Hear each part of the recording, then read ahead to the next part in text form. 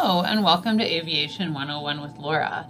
Today we're talking about using the wind side of the E6B metal flight computer. This is using a high-speed slide, and there's not very many, maybe none, videos on YouTube about figuring out your ground speed from winds aloft for the high-speed edition of this flight computer.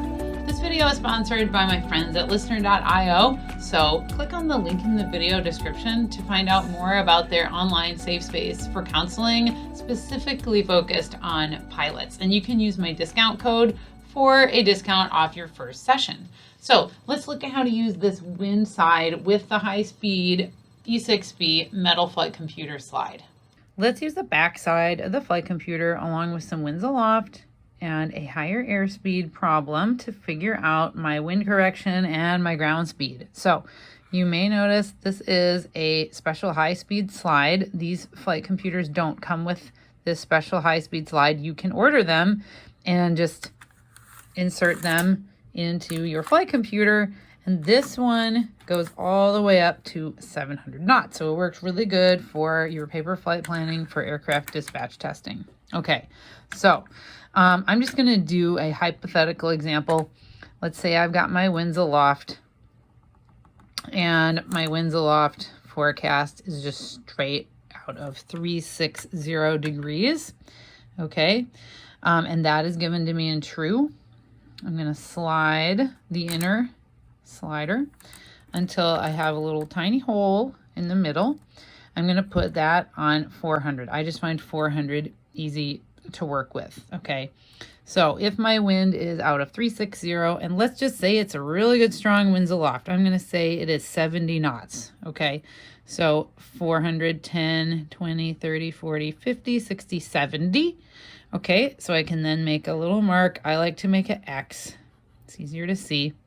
Notice my little hole is on 400, and there's my X at 70. Okay, so now let's say that our airplane, we are proceeding on a heading of 300.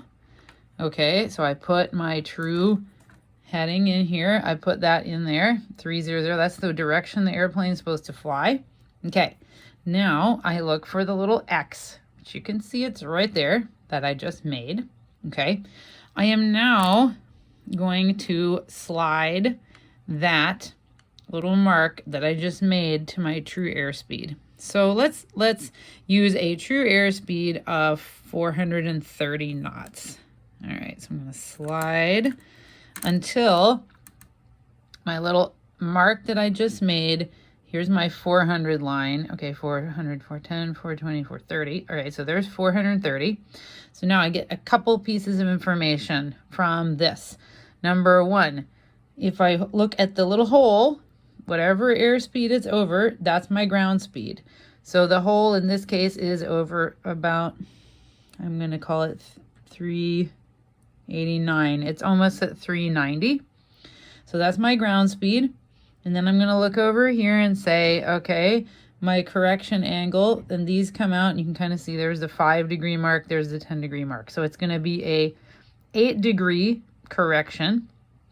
And it actually says right here, if it's on this side, that would be a wind correction angle to the right. So I would take my course and I would correct to the right.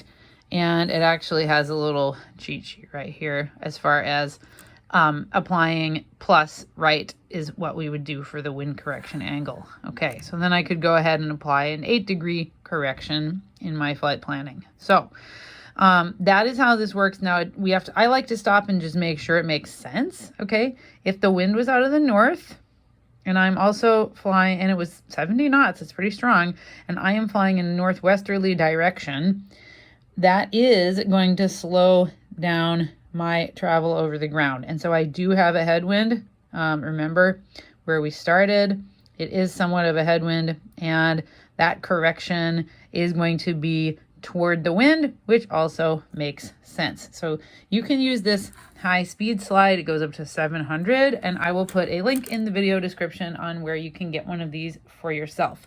Last step is I always erase the mark. Otherwise, I tend to forget and I end up with extra marks on my flight computer which I don't really like. So just make sure you're using a pencil to do this so you can remove that mark, which for some reason doesn't like to remove. There we go. Thank you for watching Aviation 101 with Laura. Hope you enjoyed that, and be sure to like and subscribe for more aviation related content, especially focused on aircraft dispatcher things and airline operations. Have a great day.